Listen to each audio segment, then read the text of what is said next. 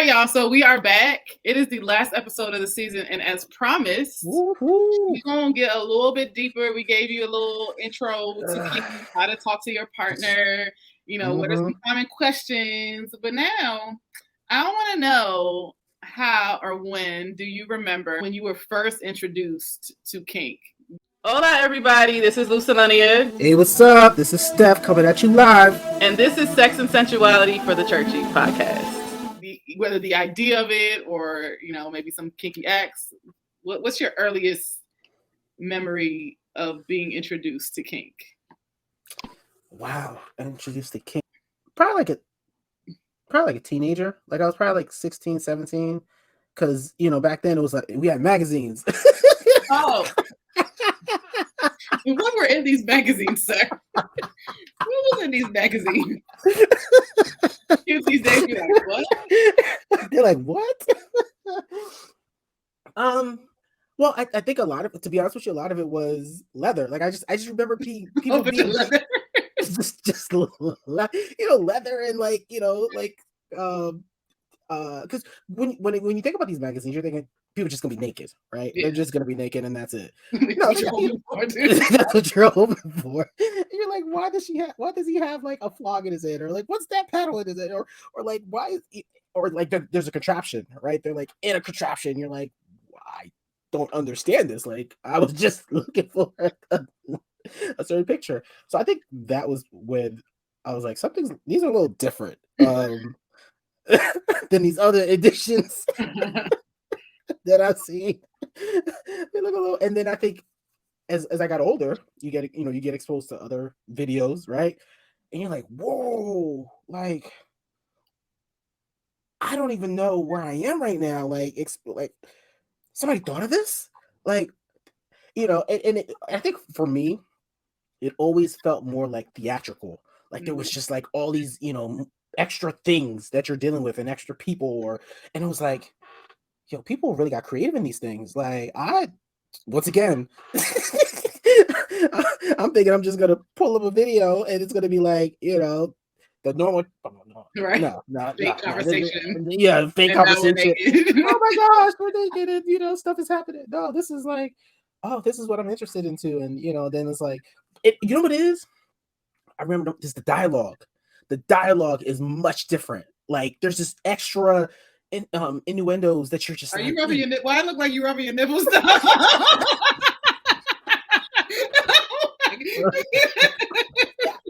For those. That's a subconscious.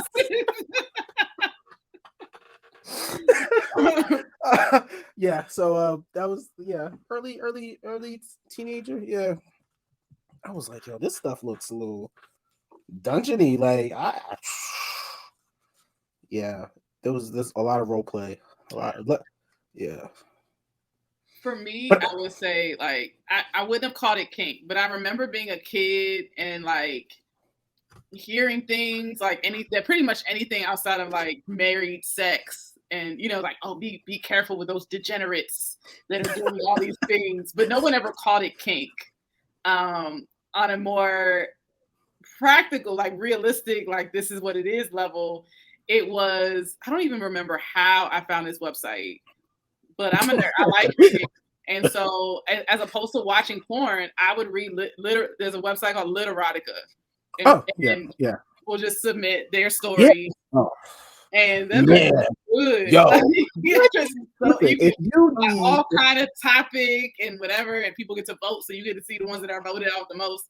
And so reading about it and on Literotica was like, and also it was like my opening my mind, and because I'm like starting to be like, oh, I'm like turned on by this. And so then with one of my ex-boyfriends, when we started swinging and going to swinger parties and swinger clubs and actually starting to act out some of those kinky fantasies, but in that experience is also where I learned that I was not engaging in kink in the safest ways, because we negotiated and he quickly broke every single thing that we negotiated that we said we would not do.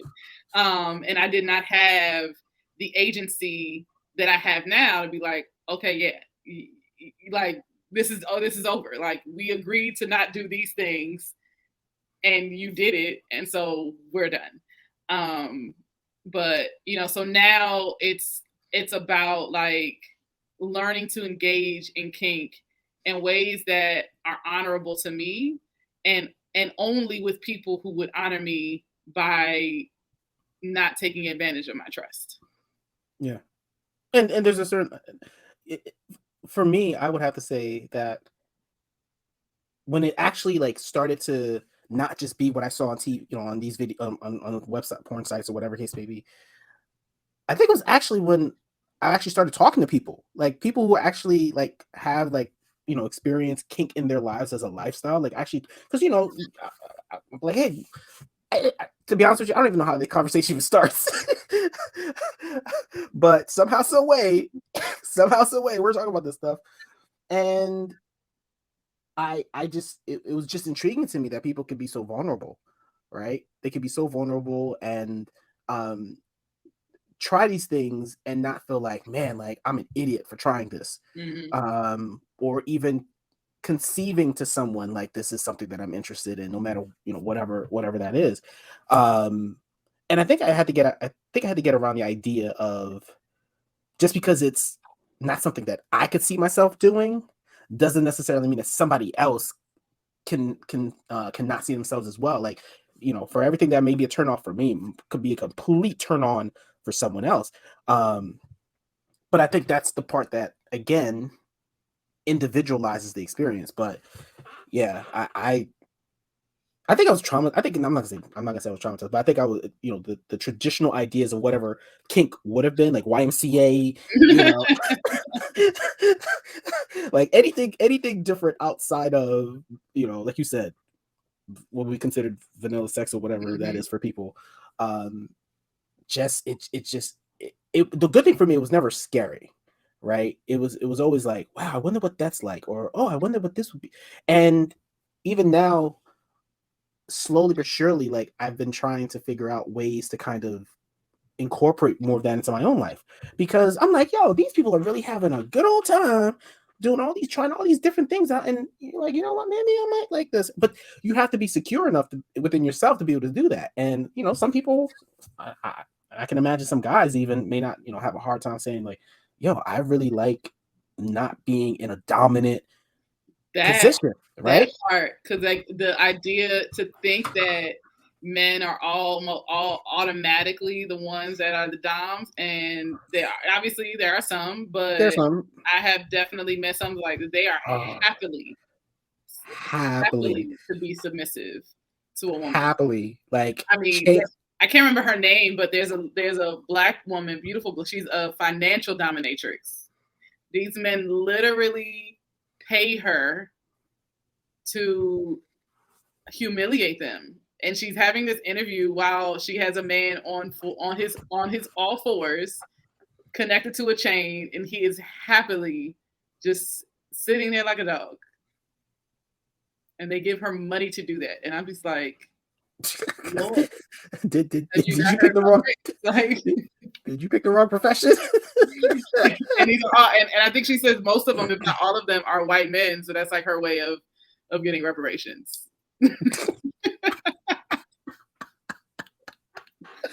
But I think even with the idea, like, getting not bad, but it's also about, like, I know a lot of Black women, because we are constantly told that, we're so masculine, that want to be submissive, and not just submissive in life, but literally submissive in these ways. And it's such a freeing thing. And for me, like, that's what I want to experience, is to trust someone so much that I get to be a little bit of a good girl / brat, and you tell me what to do, but I push against you, and then you put me on your knee and you spank me. Take notes, brothers. Take But which gets into the next question. What are some kinky activities you've tried or wanted to try? And how did you know that you wanted to try it?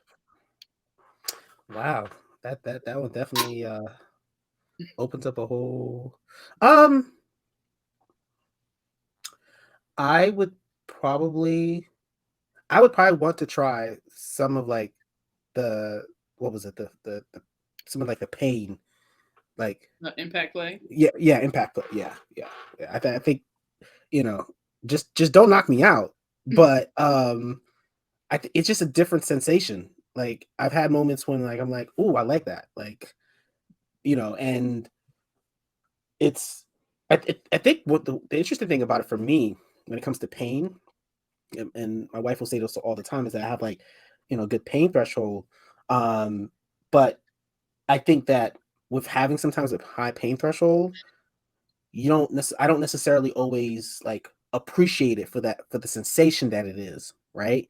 And then being able to tie that sensation to a specific moment that like I'm like I enjoyed this because of it's from who it's coming from, and in the way that I want it. Oh man, it's no longer, I don't think my mind centralizes as pain, right? It's a different form of pleasure. Yeah. Um so yeah, definitely some of that. Yeah. Yeah. I wouldn't mind dressing up. I would definitely do cosplay all day, every day. Ain't gonna lie.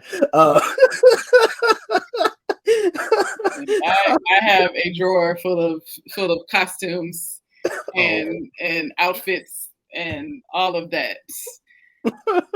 Yeah, Waiting that for work. the right one.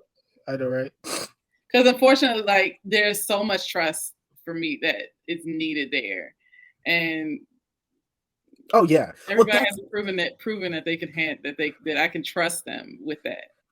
Especially, I mean, not just especially, but for me, especially because like I absolutely and I was kind of taken aback that I wanted to be like the bratty good girl kind of princess kind of kink. I don't know why I was, but I was. And the way that I realized it was because of good old kink talk. And watching these videos and being like, oh man, I wanted to, I like that. That gives me warm down for fuzzies. this video. Gives me warm fuzzies. That I'm not, the idea like that in some instances I would love to just hand over everything to him. The pleasure that will come from that. That is And then so in some beautiful. instances, I'm gonna have a smart mouth. And you're not gonna just take it. You're gonna like there'll be consequences. Oh, there's consequences. It's reprimanding. Like, and that's where like the impact play would come in. Because like I had my most recent ex, like, and this was the first time I had anybody do that, was like the hot wax. Ooh. And it was like that, ooh, but it just felt so good. But even, like flutters and paddles. And I think part of me thinks is because I don't have the trauma of ever getting beat as a child. Oh. I've never been spanked as a child. But I do love being spanked in the act. And so That's interesting. Right?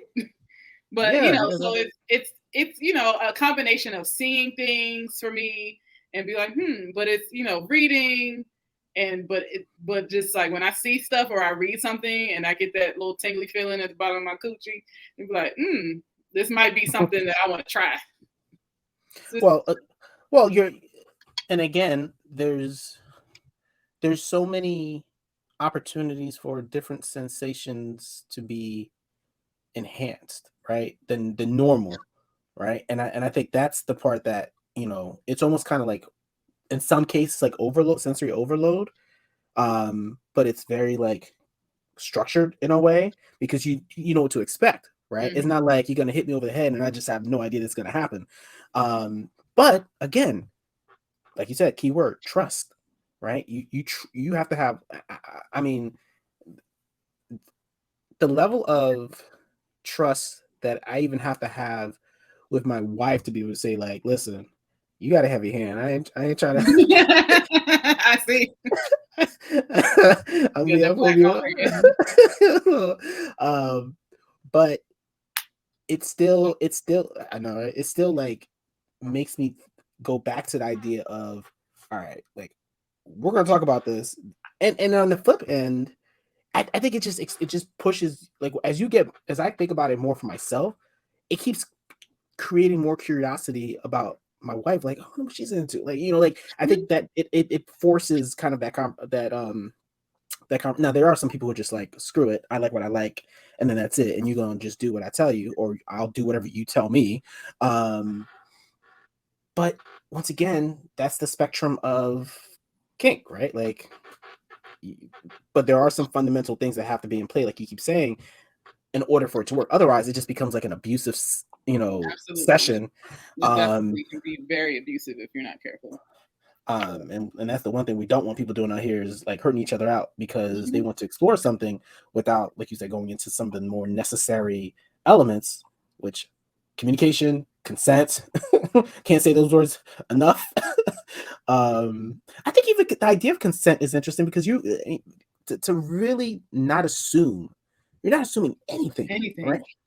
Like, not at Anything. all. Even in the moment. Even because like in some, so like I want, like, you can just engage in different scenes.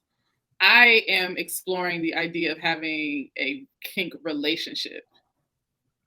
But in either one, there in some settings, like you'll actually have a contract where that negotiation will Oh happen, yeah, and then yeah. it will get written down in a contract, which can always change. But but even with that contract, like, they're still coming to you in that moment and saying, "Is this okay?" And they're going to warm you up. They're, even if they're doing impact play, like I've to watch people do impact play with like floggers, that they're flogging your ass, but in between each one they're also rubbing on it and asking you, how does that Mm-hmm. feel, and does this feel good?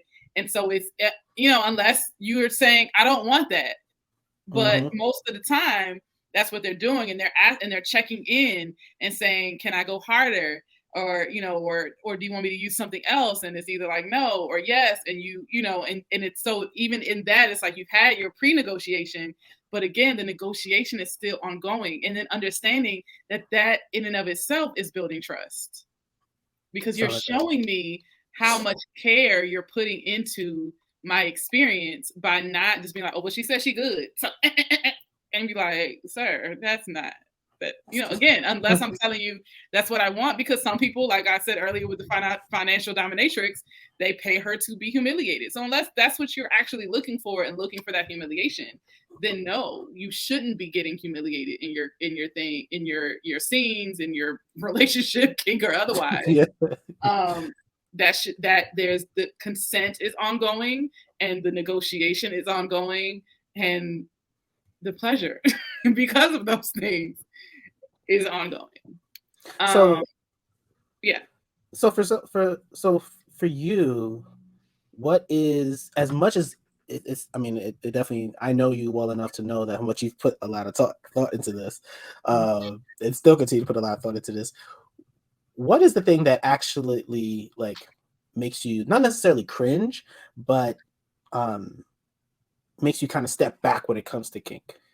Like, as open as you are to the whole experience, and these things that you like, and then there's like, and it doesn't be necessarily a certain type of kink per se, but Mm-hmm. what are you most afraid of, I think, going into it? What I'm most afraid of is not picking the right person and giving my trust to the wrong person. And that, it's like, at any point in time, like, are they pretending just to gain my trust?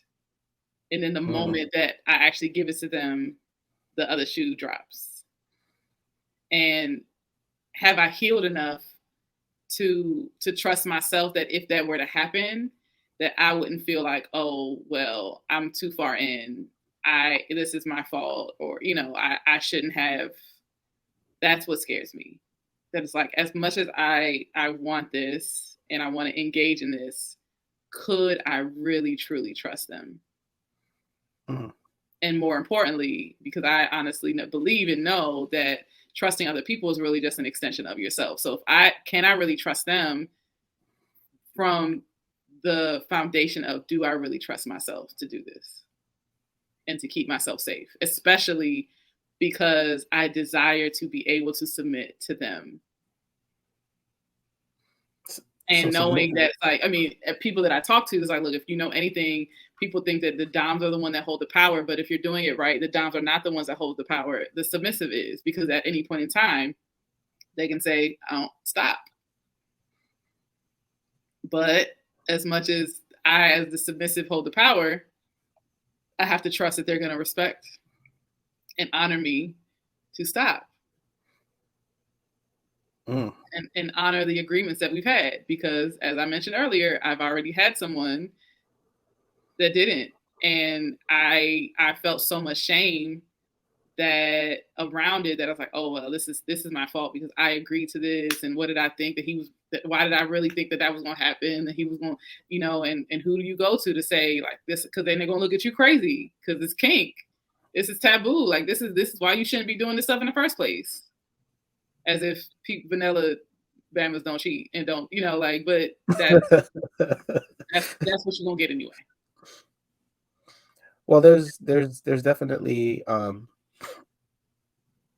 there's a lot in your statement, especially with the fact of both trusting yourself, trusting someone else, and then even like it almost sounds like the blind slate of consent, right? So I consent for this doesn't necessarily mean I consent for everything, right? And that could be taken advantage of, and next thing you know, you're like, who knows? But the good thing is that we got a lot of eligible bachelors out there who's been taking notes, so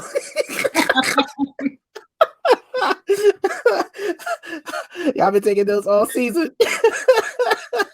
I'm giving all kind of gems and and the key. I'm giving all kind of keys, and yet and still they're not using all these gems that I've given. I mean, you could. I mean, at this point, you might as well just flash your number at the bottom. I'm like, look, I don't want a whole lot. I just want everything. That's it. I just want everything. I deserve it. Just everything. And here's the thing, and you can attest to this. Although I'm sure they'll say that you're biased. I want everything, and I give everything too. You wouldn't be disappointed. But because of that, I'm learning to not settle, because I know what I offer, and I'm not about to prove that to anybody, because you'll get it if you give it. So that's for all those who done messed up in the game.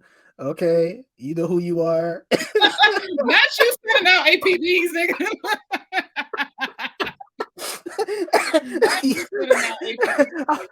Listen, you know who you are. And yeah, like it doesn't get any, but there's a certain level. I just can't help myself, because I do know who you are. Okay, all right. Okay, sorry. Sidebar, but anyway, I think that's the fun part about sexuality and sex and kink and all that. It's fun when you get to like it. It's a there's something to be said about the if you allow yourself to be free, right, and allow yourself to put down your taboos or your whatever it is that kind of holds you back, and just kind of like. And so I laugh about this stuff, but to me it's not really laughing about it as much as there's just a certain level of freedom of just saying, you know what, this is not the most serious of topic that it needs to be. Like, this is something that you get to enjoy with someone and have fun, or even fun with yourself. Like, I mean, listen, there are a lot of options out there. Amazon.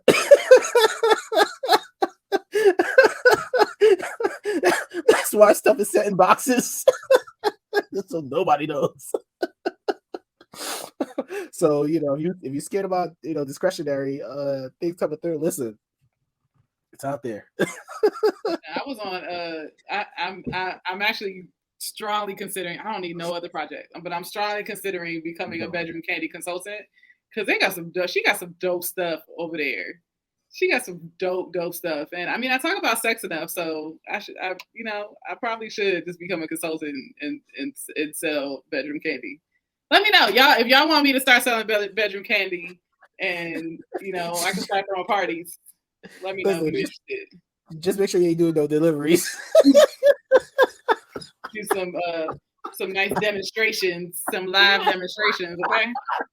Yo, That sounded like OnlyFans content, and I'm open, but I don't know if I'm that open. Yo, people, listen. OnlyFans has revolutionized people's lives here. Okay, I don't care what nobody say. There are people who have changed their life. Okay, off OnlyFans. I mean, and to plug the YouTube channel, the closest that you're probably going to get to OnlyFans is the meditation that I dropped on the channel a couple days ago on self pleasure. And so if you haven't gone to see it, check that out. You should go see it. And maybe when I get 100 likes, I'll drop another one. So tell a friend to tell a friend.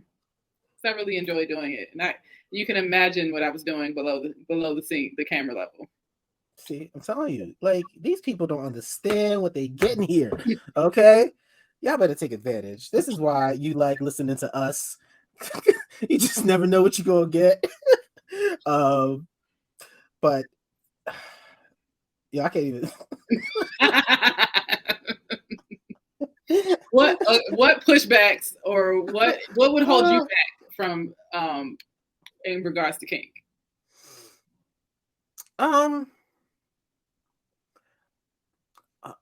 Honestly, I think it would just be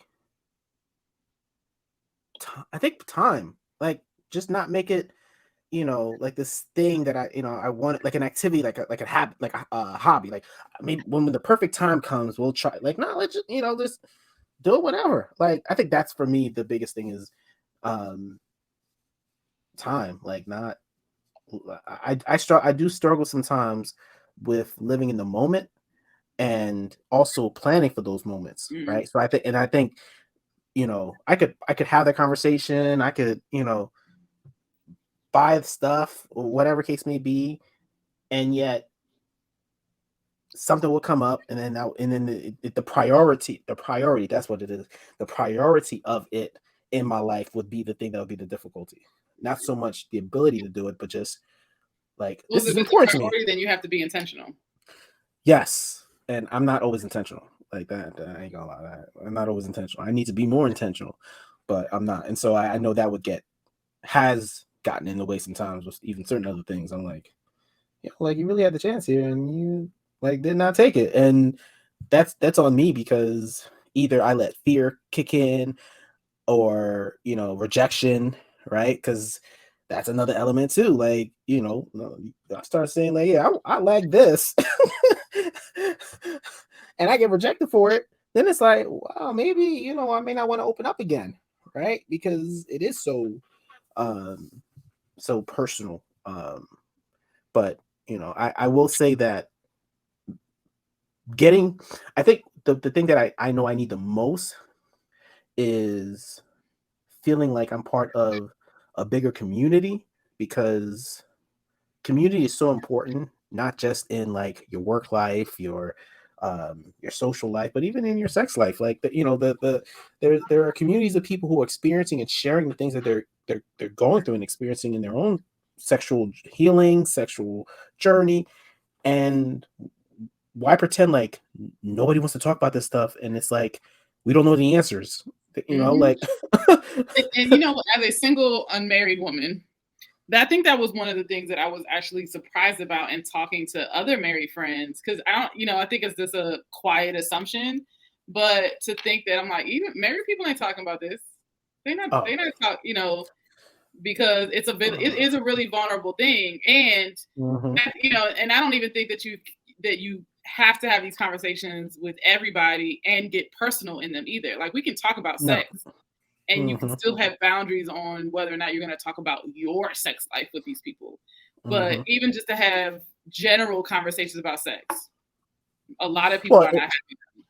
Well, it's you know what I think, and again, I'm just thinking to myself, I think it's that visual, right? Because we're visual people, and when you learn something about me that's sexual in nature, I can't take that back, right? And even that could be used against me, whether for good or for bad. And unfortunately, it then becomes weaponized as, well, you told me this in confidence, however, somehow it comes out, right? Yeah. And now I feel even worse for sharing something that I thought in the confidence with someone that, you know, would have kept it to themselves. So I think there's that double-edged sword of, yes, sexuality, sensuality can have very personal elements to it, but then like no one tells us how to then navigate that with people in a way that, like you said, we still have boundaries talking about it. But what happens when the boundaries, I need to kind of not say go beyond the boundaries, but I need to find people, right? I need to be able to investigate with people who I can really trust. Because I think that's a whole different level of trust. I mean, it's one thing talking about my finances. That's another talking about my sex life. That's a whole other I need to do a background check on you. I need to see or I need some state checks, character witnesses. So I mean, but you know, again, it starts with a conversation, right? And you know, I don't know if people realize that when we even talk about it, I've only gotten even to this place in my life because of the conversations we've had, and conversations I've had with other people. But you got to start somewhere, right? And that's the most important thing is start somewhere, knowing that it'll lead you somewhere. Because there's a lot of fun to be had out here. I'm telling you, listen, the stuff that people come up with. And the beauty of it, just like anything else, despite what they're telling you about relationships or otherwise, kink gets to be whatever you and the people engaging in those acts all agree to. And so what I describe, maybe that interests you, maybe it doesn't, maybe it's something completely different. And that is okay. That is valid. Your feelings, your desires are valid. And if you are looking to have more of these conversations, the great thing is you just watch this episode and the previous episode, and we gave you at least 5 good questions that you can ask to open up the lines of communication, to get to know the people in your life, whether it's going to be people that you're engaging in kink with, or just because you want to, you want to talk about kink and you want to learn from the people that are in your life that you trust, that trust you. And so I hope that, not only us chatting, us friends, sharing, taught you something, but that you can also use these questions to broaden your kink horizons, so to speak. And if you are interested in kink, that you explore the resources that we talked about. Look for events in your city. I know it's probably going to be easier in metropolitan cities, which most of our listeners are in metropolitan cities, than rural areas. So if you live in outside of those areas, you might got to come to the city if you want to engage in safe ways to learn about kink from people who are even more experienced than we are. So as we said when we opened up the show, this is going to be the last episode of the season, episode 20. Like we got to 20 episodes. We're going to take a summer break. But first, before we go, I have to thank all of you because we have reached 4,000 downloads for the podcast. 4,000 downloads. I first started it 2021 by myself, and now we have evolved into this thing, and we're going to continue evolving because we're going to take a summer break, and I'm going to be outside.